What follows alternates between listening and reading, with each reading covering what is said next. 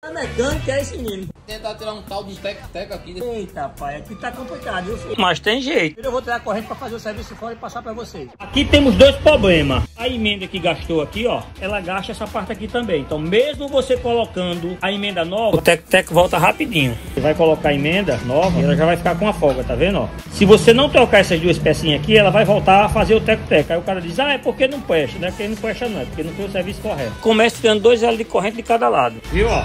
Emenda nova, quase sem folga. Só. Você bota na velha, a sua folga.